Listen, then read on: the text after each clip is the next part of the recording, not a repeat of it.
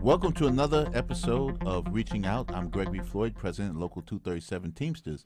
Today, our very special guest is Peter Vallone, Jr., who is a councilman and also the chair of the Public Safety Committee.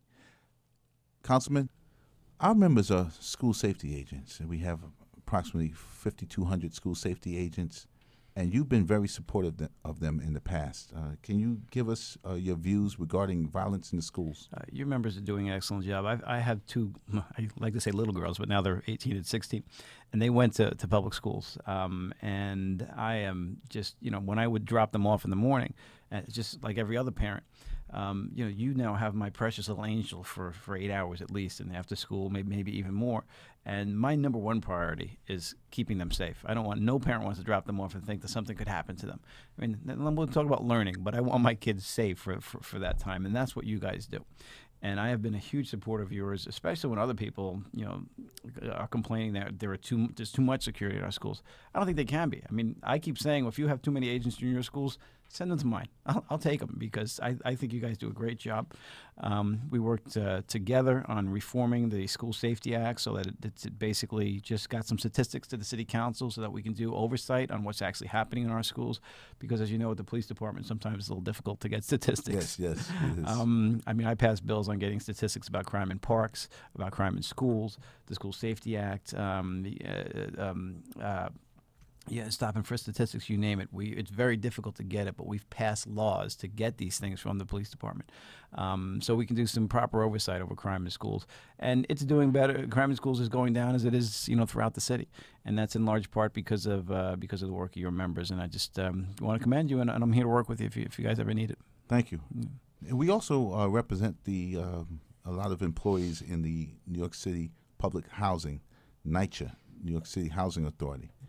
And there, I would say, in the last year, we've seen a spike in incidents of violence, gun violence.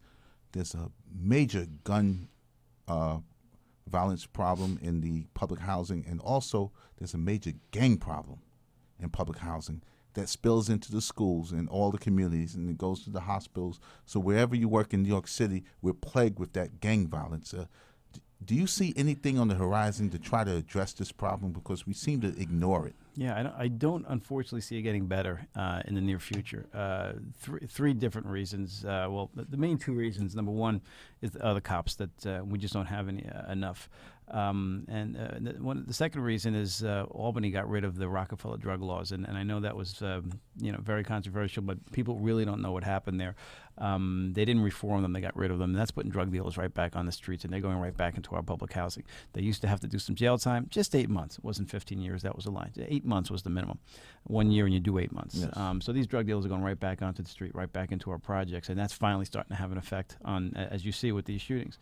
You and I stood together a couple weeks ago when the 19-year-old young man shot a 21-year-old man.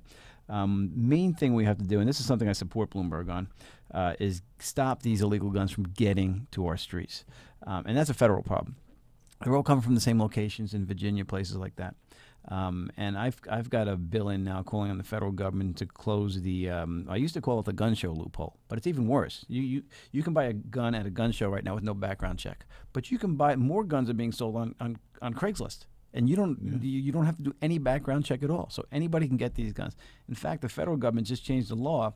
It used to be you could buy one gun every 30 days. And then they decided, no, you can buy as many as you want. And I mean, I don't think one gun every 30 days was too much of an imposition on gun owners to wait. Sure. Now you can buy as many as you want. And clearly they're going to buy as many as they can and then send them up to New York City.